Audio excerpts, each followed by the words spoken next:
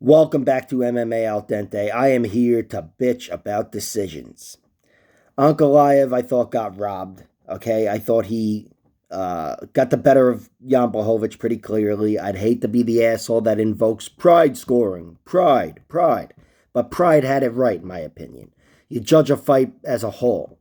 And if anybody were to look at this fight and give you an answer at the end, A or B, who got the better of whom, the way they did it in Pride, nobody would deny that Ankalaev won that fight. It's when you start to break things up into rounds and that things can become a little convoluted. Even though still on that front, I think Ankalaev was robbed. I thought he clearly won rounds 1, 4, and 5. 5 was a potential 10-8, but shouldn't matter because I thought he was a clear victor of 3 rounds. And things didn't go his way. I guess Jan Blachowicz scratched and clawed enough where he won round 1. And look, it's not like round 1 was dominant. I just thought Ankalaev clearly won. But still, I've got to tip my hat to Jan Blachowicz. Jan Blachowicz exposed Ankalaev, exposed a new hole in his game here with those leg kicks. I thought Jan got the better of Ankalaev on the feet. It was kind of like the battle of the punches versus the kicks, and I thought the kicks were winning there. Jan made Ankalaev stumble. I think he dropped him a few times, or at least once with kicks. It was just a very impressive performance from Jan Blachowicz because we haven't seen Ankalaev look too vulnerable. Like I said in the pre-fight, he's been defeated once, twice if you count amateurs, and they were both submissions from the guard, which didn't seem like a possibility to me for Jan. Still doesn't really seem like a possibility. But now, there's new wrinkles to both fighters. We've learned a lot here, and Jan Blachowicz found that hole. He was chopping up Ankalaev's leg, really making him pay. And things were trending Jan Blachowicz's way after round 3. I don't know what the odds were, the live odds, but I'm sure it was trending towards Jan winning that fight. And Ankalaev, to his credit, he was visibly compromised, but he fought hard in rounds 4 and 5 and was finally able to implement his wrestling.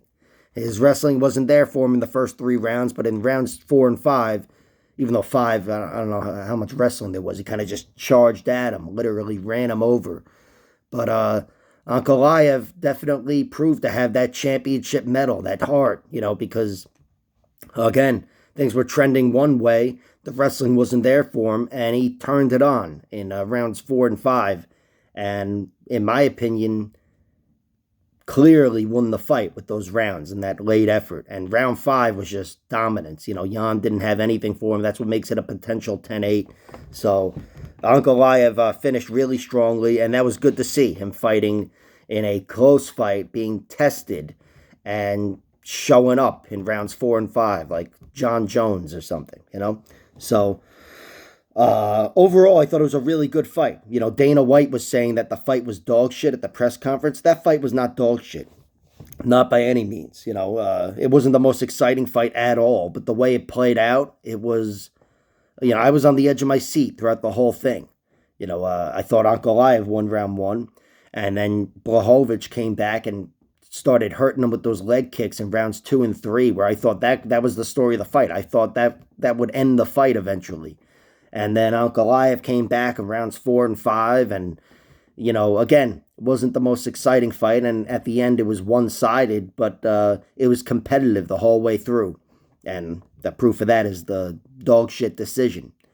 Speaking of which, if you want to judge any decision, you look to MMADecisions.com. MMADecisions.com has, I think an aggregate is the word, an aggregate of all of the MMA media outlets, and they're writing play-by-play, presumably, and this is their scorecards for the fight. So they turn in their scorecards at the end, and even though I'm the first one to call these journalists jerk-offs under, different circumstances any other day, when it comes to the decision, even I defer to them. This is the best way to judge a decision. These guys are watching the fight intently, and they're longtime MMA fans, or at least they've been forced to cover it for some time, so they're invested. And they had it 22, I think, to 2 for Ankalaev. Might be 23 or 24 to 2 for Ankalaev. and only 2 people scored it for Blachowicz. Nobody scored it a draw. So I feel comfortable saying a robbery. I don't know the percentage it has to hit or the, the numbers for MMA decisions for me to call it a robbery. I just know this passes the test.